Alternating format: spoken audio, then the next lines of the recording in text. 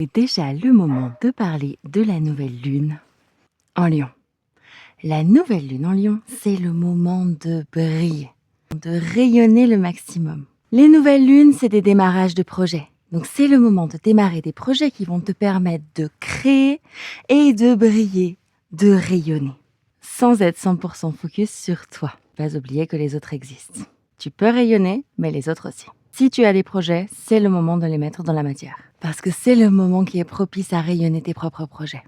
Et avant de te dire ce qui se passe dans le ciel, je vais te dire que les signes les plus impactés sont évidemment les signes du Lion, en soleil et en lune, et les signes du Verseau. Pour les taureaux et les scorpions, ce sera un petit peu plus challengeant puisqu'on est en carré, donc il peut y avoir des questions qui se posent sur comment bien briller, comment bien prendre sa place, comment être créateur de sa vie. Et les autres signes de feu, que sont le Sagittaire et le Bélier, vont être boostés par cette énergie puissante et créatrice. Il se passe quand même pas mal de choses dans le ciel.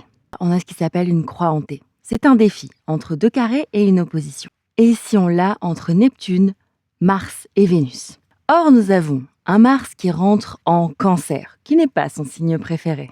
Mars en Cancer est une action douce, cocoon, tranquille. Ça peut nous pousser à nous mettre un peu en retrait, à moins agir, à être plus dans la défense que dans l'action. Ensuite, il y a Vénus. Elle est en balance. Elle est dans son signe. Une Vénus en balance, c'est une Vénus qui aime profondément, qui va amener de l'amour, qui va amener de la profondeur, qui va amener de l'équilibre, mais qui peut avoir des problèmes à trancher. Et puis nous avons Neptune, qui est de l'autre côté, en opposition à cette Vénus, et qui vient nous parler d'incarner réellement en posant des actes qui vont vers notre idéal. Alors, il peut y avoir des soucis entre notre façon d'aimer ou de poser nos valeurs qu'incarne Vénus, notre façon d'agir, et qui ici nous demande d'agir de façon douce, et notre idéal qui nous demande de poser des actions justes. Pour résoudre cela, il va y avoir à aller trouver sa propre responsabilité et agir là où on est nous-mêmes responsables. On a aussi un très beau cerf-volant. Le cerf-volant, ça nous permet de résoudre la belle opposition qu'il y a entre Neptune et Vénus. Elle est entre les trois transpersonnels et Vénus.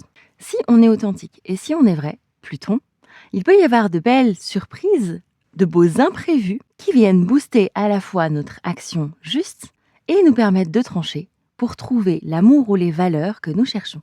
Et enfin, je terminerai par la belle opposition que nous avons entre Pluton et Jupiter et Mercure. Cette opposition nous invite à prendre notre place et à communiquer de façon extrêmement authentique. Elle nous propose d'être réellement lucides sur ce que nous transmettons et sur la place que nous occupons dans ce monde. Si nous faisons cela, ça peut être source d'expansion. Sinon, il peut y avoir des secrets qui ressurgissent. Bonne nouvelle lune.